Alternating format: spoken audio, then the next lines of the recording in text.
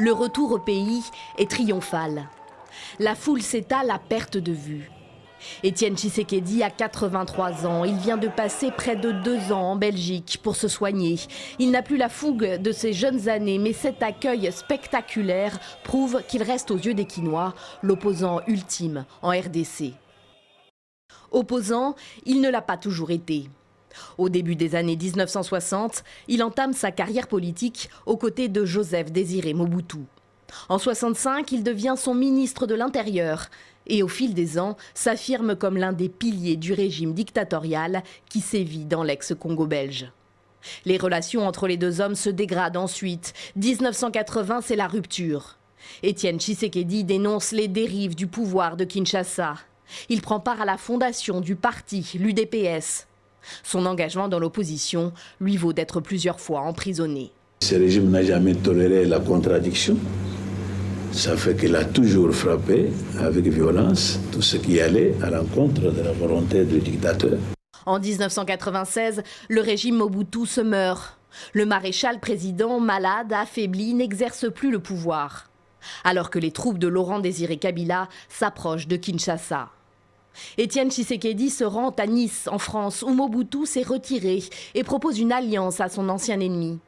Les deux hommes retournent au Zaïre. Étienne Tshisekedi devient le premier ministre de Mobutu pour 7 jours et Laurent Désiré Kabila prend le pouvoir.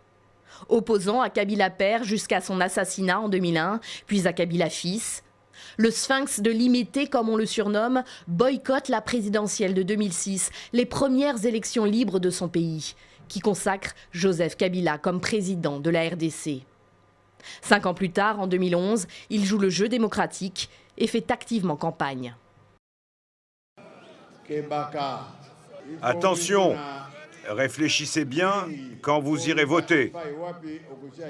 Ne mettez pas n'importe quel bulletin dans l'urne. Il faut suivre mes consignes si vous voulez que le changement arrive dans notre pays. À la suite d'un scrutin décrié, Joseph Kabila est une nouvelle fois proclamé président de la République. Étienne Tshisekedi, très en colère, revendique la victoire et demande à ses partisans de se mobiliser.